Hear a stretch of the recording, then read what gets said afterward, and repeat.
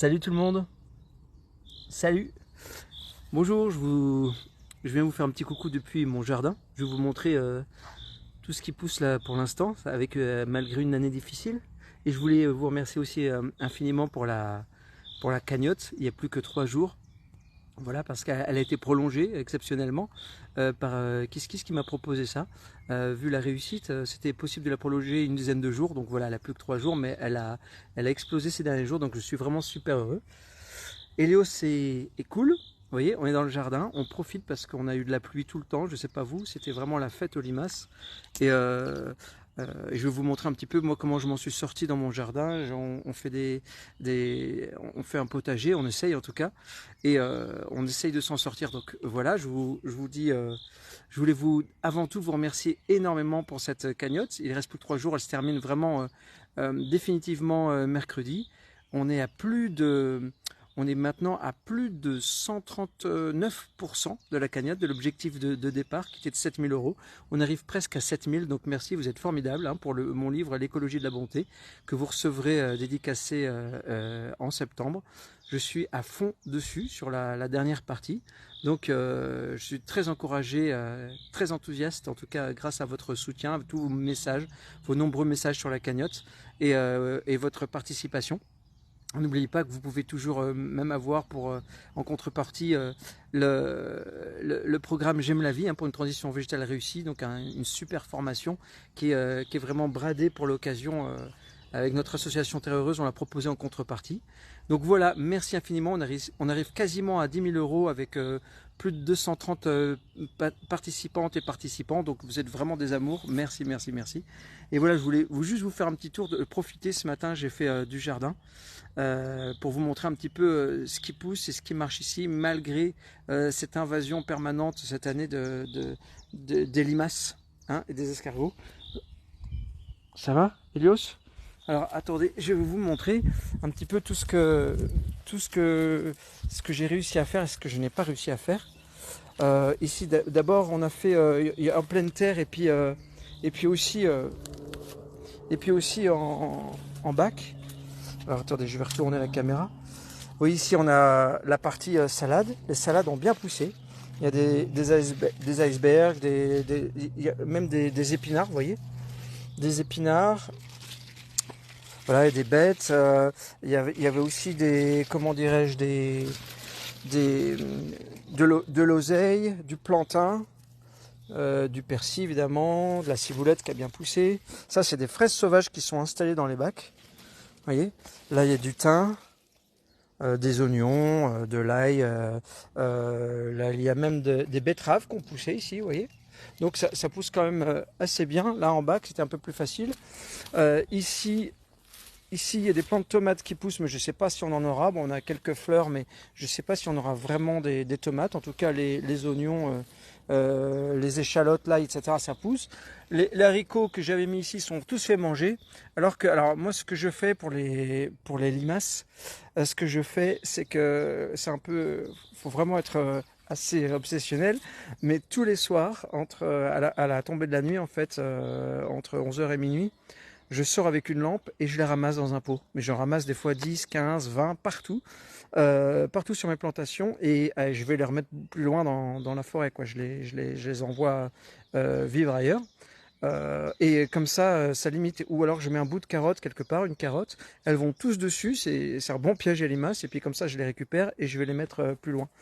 Ici, vous voyez, j'ai des fraisiers qui ont quand même assez bien donné. Ah oui, il y a encore des fraises là, ce sera pour les enfants, ils vont aller les ramasser tout à l'heure. Donc tout ça c'est des fraisiers qui ont bien donné. Ici on a planté des pommes de terre. Vous voyez, j'ai fait un cercle en pierre comme ça. Et ah bah là vous avez des super...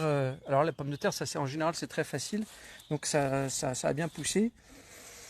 Ici vous avez un pied de rhubarbe que j'avais laissé. Ici vous avez plein d'oignons, des échalotes, de l'ail, d'autres pommes de terre. J'avais fait pousser un petit maïs comme ça. J'ai laissé quelques fleurs aussi. Là ça va arriver. J'ai planté pas mal de radis, des salades. Il y a à droite à gauche, j'ai mis quand même des potimarrons. ceux qui ont été épargnés. Et là, il y a des aubergines. Et des aubergines. Ici aussi, des petits marrons. Voilà. En plus, on a fait ça avec les enfants, ils adorent. Et ici, j'ai fait quelques buts. Là, il y a des carottes qui vont pousser. Des carottes de chez moi, des carottes nantaises. Et puis ici, des salades, des choux. Après, on éclaircira. Du chou kale. Voilà, des haricots. Voilà, voilà. Donc,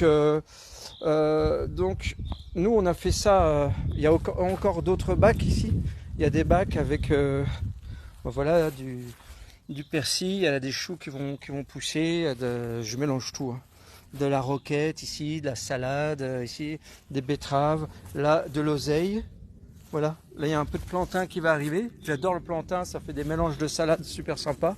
Ici, voilà du potimarron, des tomates. Bon, bref, on a fait ce qu'on a pu avec la pluie. Cette pluie, on a vraiment énormément de pluie. Et donc moi, la seule alternative que j'ai vraiment trouvée aux limaces, justement sans les tuer, sans mettre du poison, c'est de tous les soirs, voire la nuit des fois, quand moi je lis beaucoup la nuit. Donc des fois je me réveille, je sais pas si les voisins me voient, mais avec ma lampe, hop, je fais le tour de tous les bacs. Je prends un coup de frais comme ça, et puis je les ramasse et j'envoie les promener, les limaces, je les emmène un peu plus loin, parce que de l'autre côté, là, ici, on a de la forêt derrière, donc ça me permet d'aller emmener les limaces, et tous les soirs, ce qui fait qu'à la fin, il y en a beaucoup moins. J'ai pas trouvé d'autre façon de faire, parce que sinon, c'est une invasion, elle mange tout sur pied. Et vous voyez là, les petits bacs ici, les buttes là, les buttes ici, elles sont assez récentes. Et donc j'ai un petit peu tout mélangé de façon permaculture. J'ai planté aussi pas mal de framboisiers, de groseilliers, même des baies de goji, des mûriers, etc. Tout autour de la maison, j'ai mis énormément de fruits rouges. Après, on plantera des arbres fruitiers, etc. Donc voilà, l'idée c'est d'habituer les enfants à cultiver, à récolter, à avoir le goût de mettre les mains dans la terre, de trouver ça beau, merveilleux, parce qu'une graine qui pousse, moi je m'en remets toujours pas. C'est vraiment un monde magique, c'est incroyable de voir des plantations évoluer, de voir une graine germer, hein, un brin d'herbe. Moi je trouve que c'est merveilleux. Enfin voilà, comme ça nourrit l'idée de l'émerveillement, de la gratitude, et même voir ça de façon très poétique. Donc on essaie de transmettre ça aux enfants.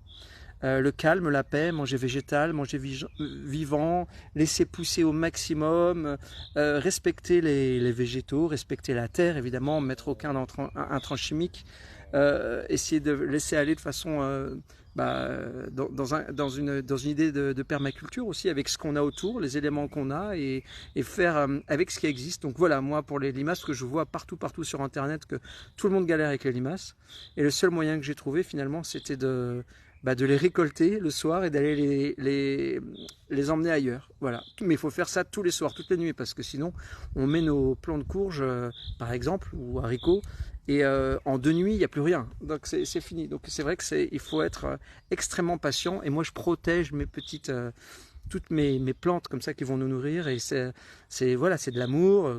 J'essaie d'associer à l'amour, à la gratitude, à l'émerveillement, parce que j'ai 48 ans mais je reviens toujours pas d'une graine qui germe, ce souffle vital en nous-mêmes, une naissance humaine, animale, voilà, je vois tout ça un petit peu comme quelque chose de sacré. Et j'ai vraiment envie de le transmettre à mes enfants, à mes fils, qui se rendent compte de la chance, qu'ils puissent s'émerveiller de voir ce vivant, ces écosystèmes, de pouvoir se nourrir de façon pacifique, voilà, comme ça, sans tuer d'animaux évidemment. Donc voilà, je parlerai évidemment de tout ça beaucoup plus dans le détail dans mon livre L'écologie de la bonté. Mais en tout cas, c'était une façon, voilà, ouais, quelqu'un qui dit, Magali qui dit, bonjour, mettre aussi du marc de café, c'est là l'air pousse, voilà. Je sais que cette année, j'avais même partagé des trucs rigolos. Il y en a qui ont arrêté les potagers, qui plutôt se sont mis à élever des limaces, ce qui était plus sympa et plus facile. C'est vrai que c'est une année particulièrement aquatique. particulièrement dur. Dur parce qu'on manque de lumière et de soleil. Donc c'est dur pour le moral de tout le monde. Et dur pour les plantations. Mais voilà, petit à petit, nous, on regarde quand même pousser les choses, on prend soin, on remercie, on fait au mieux, et puis on essaie de transmettre aux enfants. Donc je vous remercie. Vraiment, en plus c'est la dernière fois que je vous parle en direct de cette cagnotte l'écologie de la bonté. Donc c'était une façon de vous remercier en vous montrant un petit peu ce qu'on fait. Vous voyez ici il y a même des groseilliers, des cassis et des groseilles, et puis de la lavande avec des tomates, de l'oseille, du persil. Enfin j'ai mélangé plein de choses et je verrai bien au fur et à mesure en fonction ici du jardin, ce qui pousse, les plantes qui s'entendent bien, etc., etc. Mais pour l'instant, je suis assez content. J'espère que tout ce qu'on aura quand même un mois de juillet, un mois d'août un peu plus agréable au niveau météo, évidemment. Donc je vous retrouve peut-être dans la semaine. Je voulais faire un point par rapport à ces élections, parler des animaux et de l'environnement et du social. Mais sur ma page, on parle beaucoup des animaux et de l'environnement. Évidemment, je ne vais pas en parler dans cette vidéo-là. J'en parlerai mardi ou mercredi, je viendrai faire un live. Voilà, vous savez que depuis des années, ces conférences, je suis là pour défendre le vivant, les animaux. Beaucoup de gens m'accompagnent sur cette page et évidemment, c'était éminemment philosophique, sociétal, mais aussi politique. Et on ne peut pas faire l'impasse concernant les programmes qui sont proposés, les différents programmes. Et j'en parlerai plus précisément. Si on veut défendre les animaux et l'environnement, évidemment, il faut lire ce qu'il y a dans les programmes, il faut comprendre qui sont là pour quels intérêts. Donc j'avais envie de participer au débat humblement de mon point de vue, et je vous en parlerai cette semaine. Donc je vous remercie encore une fois vraiment vraiment très très fort. Je vous souhaite un très bon dimanche. J'espère que vous allez bien, les amis. Nous aussi on va continuer avec les enfants de travailler pour les examens de fin d'année cet après-midi. Moi j'irai travailler aussi un peu à mon livre, et puis on va encore faire un peu de jardin et profiter de cette lumière et regarder les plantes qui poussent, parce que c'est vraiment magique, c'est merveilleux. Voilà. Je reviens toujours pas, moi. Quand je mets des graines et je vois que ça sort, c'est vraiment extraordinaire. Moi, je pense qu'une des choses les plus tristes de ce monde, c'est de s'habituer au merveilleux, et de voir les choses de façon blasée et triste. C'est incroyable. Je crois que jusqu'au soir de ma mort, je m'émerveillerai de tout ce vivant, de tous ces bouquets de fleurs qui nous sont tendus, hein, au détour de n'importe quel virage. Un beau paysage, des jolies plantes, des arbres fruitiers, de la vie, des animaux, etc. C'est quelque chose, je pense que c'est un émerveillement qu'il faut absolument préserver, une candeur qu'il faut conserver. Et voilà, je voulais vous partager ça, les amis, tant que je suis dans mon jardin aujourd'hui. Je vous embrasse, je vous souhaite un très très beau dimanche, je vous dis à très bientôt. Encore une fois, merci beaucoup pour cette cagnotte, elle est encore ouverte 3 jours, donc grâce à ça on va faire des conférences. Ah oui, dernière info, je voulais vous dire, c'est confirmé, on a mis l'événement sur ma page Facebook. Je serai bien en conférence Un cri pour la terre le 30 août à Saint-Hilaire-de-Riez. En Vendée, hein, ce côté de Saint-Gilles-Croix-de-Vie, Noirmoutier, tout ça au sud de Nantes. Donc à la fin de l'été, je donnerai une conférence Un cri pour la terre là-bas. Donc je vous dis à très très bientôt. Et ça, c'est grâce aussi à la cagnotte qui est réussie. On va pouvoir organiser d'autres conférences cet automne, Un cri pour la terre, pour défendre le vivant et les animaux évidemment, et parler d'amour et de compassion. Et je serai en conférence aussi à Strasbourg au salon Bio & Co fin octobre. Je sais plus si c'est fin octobre ou début novembre, mais à Strasbourg. Voilà. Je proposerai 2 conférences, Un cri pour la terre et l'écologie de la bonté. Donc je vous dis à très très bientôt, je vous embrasse et je vous souhaite un bon dimanche. Merci pour tout, salut les amis.